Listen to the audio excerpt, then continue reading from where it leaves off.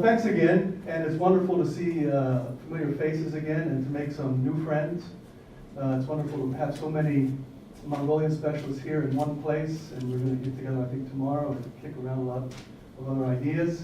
And thank you for attending. This afternoon, what I'd like to speak about is some highlights of the Biluut Petroglyph complex, which I came upon in 2004, doing some reconnaissance in far northwestern Mongolia, in Biluut province. And I'd like to talk a little bit about, first, the context, where it is in the cultural context, to give some feeling about its placement. It is the back of beyond even for Mongolia. And then talk a little bit about some new experiments we're doing with some scientific dating for the first time. And we'll see where that's going to take us, which we're going to also try to repeat this coming summer. And I'll end with some photos that segue into Bill Fitzhugh's talk, and also into afternoon talks by Esther and Josh and some other folks about preservation and protection and the need for that. Okay, these slides are on timer, so I'm just going to let them go as I speak. I won't stop on many of them, so there'll be a lot of images of the rock art and of the context, and you can just see as I'm going along where we are in the far west of Mongolia, almost on the border with Xinjiang, right along the edge of the high Altai, in Altai Taubenbog National Park, on the eastern shore of Kortum Lake. This is a glacial basin, and this is one of the elements that's going to help us set some upper limits to the age of the oldest petroglyphs. This is our study area. It's about 7 kilometers by 4 kilometers. These are the main petroglyph-bearing hills or small mountains. These are where the petroglyphs are located, almost always on the southern and southwestern sides. Here it is from the north, the 3 main hills, Biluut 1, Biluut 2, Biluut 3. There they are in a topo setting. So it's a spectacularly beautiful place. Nobody lives there except for a few weeks during the summer. Nomadic herders come through with their camels and goats and horses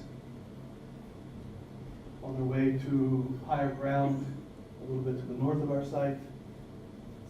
So there's some of the local context.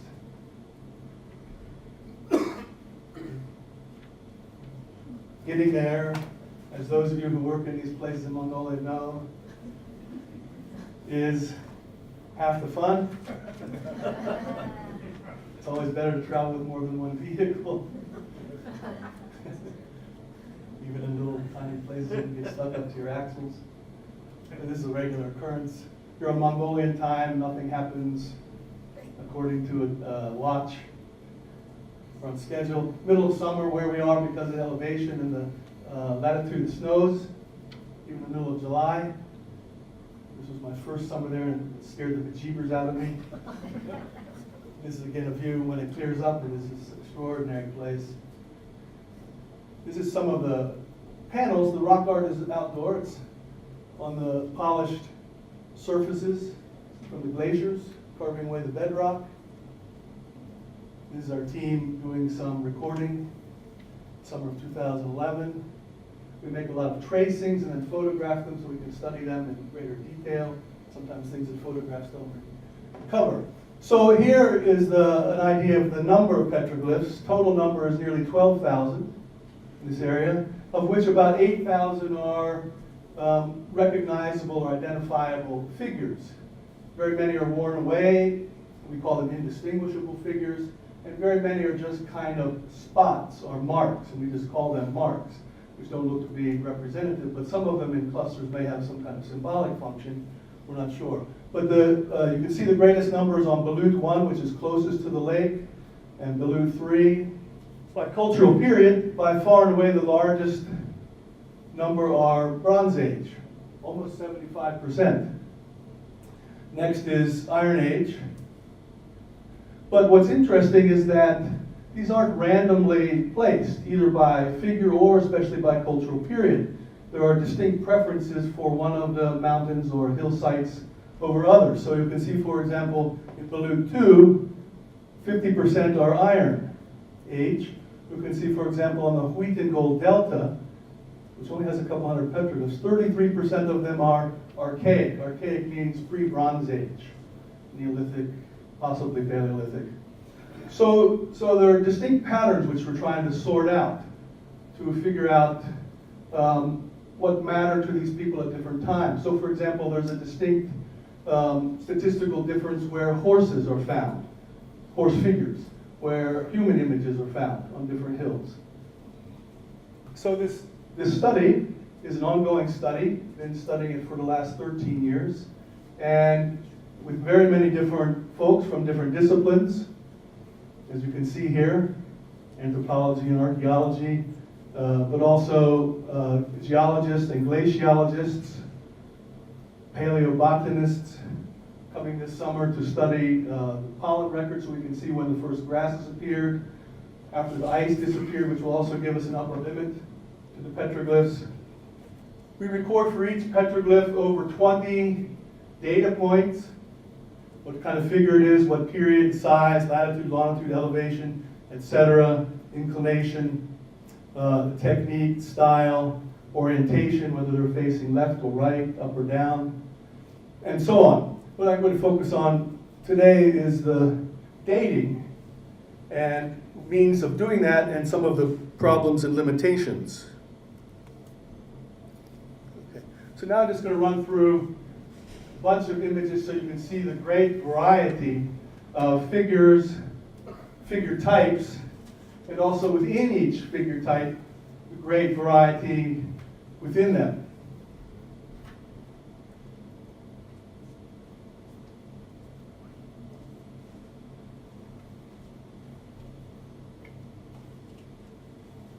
So in assigning cultural periods, we follow very largely the precedent set by Professor Jacobson, who's been studying out here for over 2 decades, probably going on 3 now, using criteria like the depth and profile of the grooves, the coloration of the grooves, stylistic markers, content, whether they have, for example, reins or stirrups.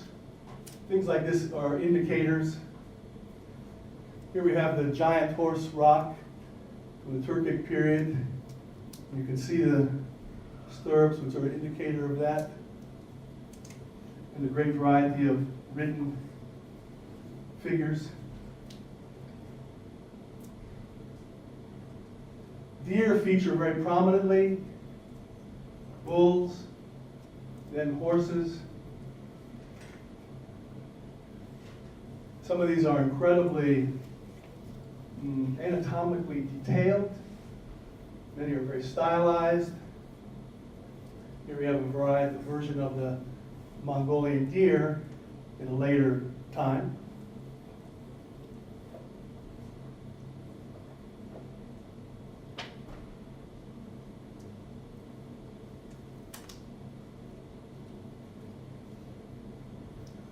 So within each type, there are just innumerable variations. This one is very, very old. A lot of them are profiled, some are outlined, some have internal devices. They often occur in groups or very many on a panel, sometimes only singly. When we canvass the area, we're often left wondering why certain rocks which look like they would have been wonderful, quote-unquote, canvases were left unmarked. These are some of the very oldest figures that are found in other places. Esther believes that these are Paleolithic, and we just did some testing on them summer before last, and which corroborates her assessment, which I'll talk about in a minute. Lots of archers and hunt scenes from different periods. So this is actually just a very, very small, of course, sampling. Notice all the different headgears. This is a fascinating panel with these long-robed warriors with very thin waists, tall, with conical helmets and collars. They only occur on that one rock. This is one of my favorites. This guy's ready for anything. There are what appear to be combat scenes. And of course the wheeled vehicles, we call them more neutrally. This one has a rider on the back upside down with his Napoleon helmet on. But this is the conventional view from the air with the wheels and the horses splayed out. This is the only one we know of in a profile view. And it's horses are racing, they're side by side. He's got a little steering wheel with his hands on them. And we have a lot of what might be ritual, ceremonial, shamanic figures. You can see the head, the body, the legs. My favorite winged mushroom creature. This guy on a pogo stick with 2 left feet. Batman. What might be horned horses. A lot of creatures that are polymorphic, many forms. Deer, camel. This one is a horse tail. This one's got all 3, a yak tail, a horse, and bull horns. And this one I don't know what it is, what it's to represent. And this one either. You ever seen anything like that, Esther? Yeah. So there's evidence of very early cultural activity, flakes and microblades and bifaces. This one of my field partners, Ceremonial, who's one of Mongolia's lithic specialists, estimates between 12 and 15,000 years old. Now, I hooked up a couple years ago with Dr. Aaron Putnam, who's now at the University of Vermont, who is a geologist, geomorphologist, glaciologist, climatologist. He goes all over the world through all the mountain places, all over the world, and measures how long a rock surface has been exposed to sunlight after it's been deglaciated, after the ice has gone. And you need with beryllium-10, an isotope of beryllium, to date that pretty precisely, over hundreds of thousands of years. So I had him test some of the rocks at Biluut to see when they were ice-free, which would tell us when is the earliest time people could have come in and started making petroglyphs. So it would set an upper age limit, if you follow. So what he found is that the Biluut Basin was ice-free, each of the 3 main Biluut hills, about 19,000 years ago. And Bill, you owe me a nickel on our bet. So this is some really important, exciting new information. And now I'm working with a colleague of Aaron's, who's at the Lamont Doherty Earth Observatory at Columbia University in New York. He's also a geologist, but he specializes in the study of rock varnish or rime, desert rock varnish. And he has a new method for dating the age, and this is a blown up shot of something that is very, very thin, a coating that occurs on the rock over a long period of time. And many people have tried to date the age by some organic materials that are found within. The problem is that things leach in from the rock or things leach in from the atmosphere, and this method has been shown to be unreliable. What he's noticed is that these bands that you can see will function something like tree rings because they correlate, here on this scale, black and red, not the scale, they correlate with global episodes of climate, especially wet and dry periods, which are dated, known periods. And so he can calibrate from the layers of manganese when they were deposited. And so he could tell the age of the varnish. Now that would give a minimum age for the petroglyph because the petroglyph is pecked, and then the varnish starts to accrue inside the groove. So we don't know how long the period is before that starts. But the idea is that the age of the petroglyph then will be the age of the varnish plus the time required for it to start accruing. And he has developed the means in certain environments near ours in northern China, mountain steppe, for a good scientific guesstimate about how long that takes.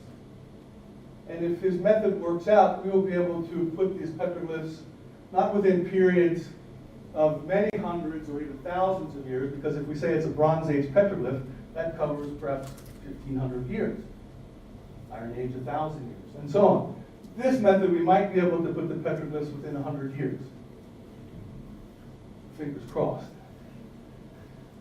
So an exciting new development in our study at this site.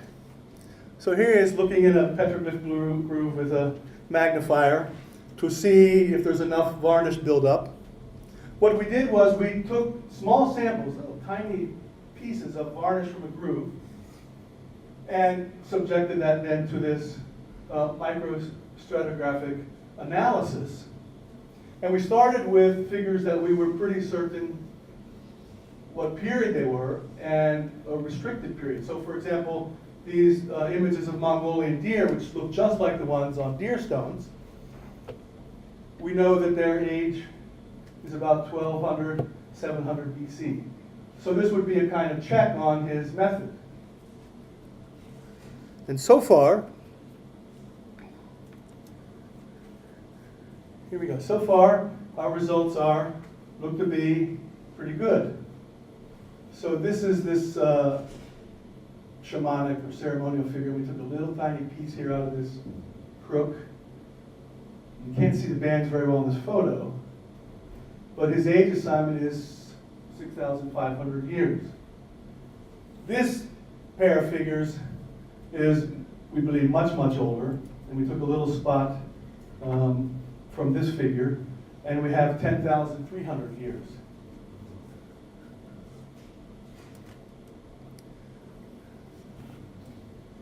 So this is still experimental, this method, but it's promising and we're very hopeful. But to do any of this kind of work, any kind of recording, any kind of study of the petroglyphs, especially dating, the protection of these works is absolutely essential. And you can see what's happening. We have natural weathering, we have the herders riding all over them. The goat hooves do a lot of damage. People, tourists, walking right on the things. Oh, boy, you can't tell you how angry it is, how frustrating. And then we have this kind of awful stuff. So sorry I didn't want to touch a downer, but it is a downer. And it's important to understand that this is on the increase, especially as these sites become more accessible, they become better known. This particular site now is on the map literally and figuratively. This figure is one of like a Mona Lisa, it's almost 4 feet long. And one day we found that some young guys had scratched it in, chalked it in, which is permanent damage forever. They scratched it in with rock, so you can't erase it. I couldn't sleep for 2 nights. Some of them you can't even see anymore because they're covered by graffiti. So it's essential that we have the buy-in, the help, the partnership of local people, not just the government, in the Lubada. So we'll end on a happy, hopeful note. And thank everybody for their help, and thank you very much for your attention.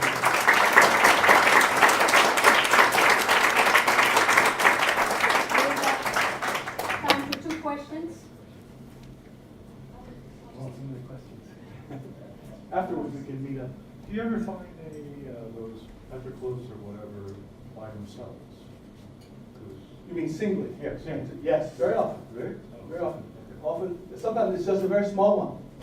And it's, in some places it's very hard to get to. Yeah. I have to climb on these places sometimes with all fours. Often I get into very precarious situations where I think, oh no, there's no helicopter to rescue me. I've been rescued by helicopter twice in other places. Yeah, often they're found singly.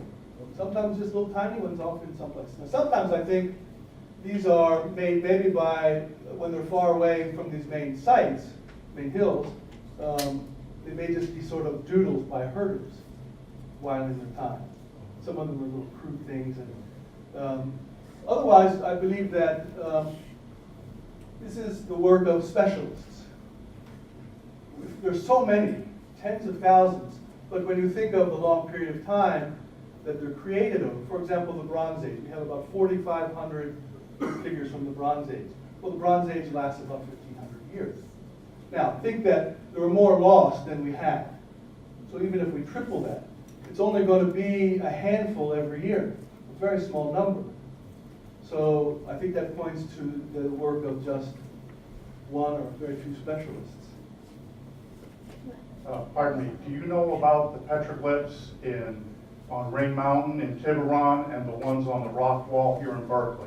No, I don't. Professor Erden Bater has visited the rock wall here in Berkeley. It contains petroglyphs. Great. They're all over this state, they're all over California. Yeah. Oh, sorry. Okay, I'm thinking of one more question, it's the last question. But I want to go back to the Putnam's testing of thermoluminescence on the glacier-free stones. A question or problem is that there are now a number of glaciologists who believe that the ice caps in that part of the Altai were actually, they weren't valley, they were ice caps, and that there was a period of neoglaciation around 6,000 years before the present. And that would mean that the stones would have been scraped anew.